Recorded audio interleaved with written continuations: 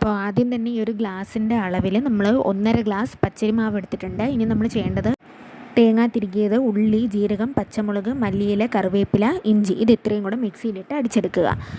എന്നിട്ട് നമ്മൾ ഈ പച്ചരി മാവിൻ്റെ കൂടെ ഇതുകൂടെ മിക്സ് ചെയ്തെടുക്കണം. ആവശ്യത്തിന് വെള്ളം കൂടെ ഒഴിച്ചാണ് മിക്സ് ചെയ്തെടുക്കേണ്ടത്. ഉപ്പൊന്നെങ്കിൽ നമുക്ക് ഈ മാവിനൊപ്പം ഇട്ട് നമുക്കിങ്ങനെ മിക്സ് ചെയ്തെടുക്കാവുന്നതാണ്. അല്ലെങ്കിൽ നമ്മൾ നേരത്തെ അടിച്ചെടുക്കുന്ന സാധനങ്ങൾക്കൊപ്പം ചേർക്കാവുന്നതുമാണ്.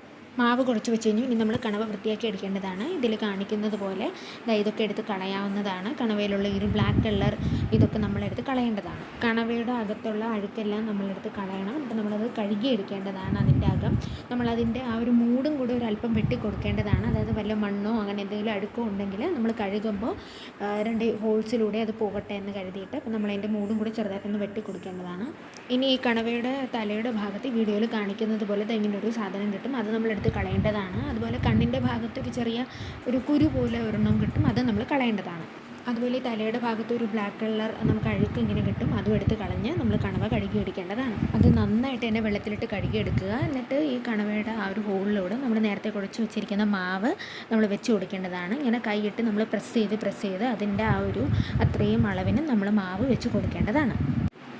മാവ് അങ്ങനെ വെച്ച് കൊടുത്തതിന് ശേഷം ഈ കണവയുടെ തലയെടുത്ത് തിരിച്ച് അതിലേക്ക് തന്നെ പ്രസ് ചെയ്ത് വെച്ച് കൊടുത്തിട്ട് ഇങ്ങനെ മുഴുവനാക്കി വെക്കുക. നന്നായിട്ട് അതിലേക്ക് മാവ് വെച്ച് കൊടുക്കുക. അത് കംപ്ലീറ്റ് ആയിട്ട് ഇങ്ങനെ അറ്റു പോവാതിരിക്കാൻ വേണ്ടി നന്നായിട്ട് മാവ് പ്രസ് ചെയ്ത് നമുക്ക് വെച്ച് കൊടുക്കാവുന്നതാണ്. ഇനി ഇഡ്ഡലി പാത്രത്തിൽ മൂടി വെച്ച് വേവിച്ചെടുക്കുക. 15 മുതൽ 20 മിനിറ്റ് വരെ ഇത് വെച്ചേക്കണം വേവാനായിട്ട്.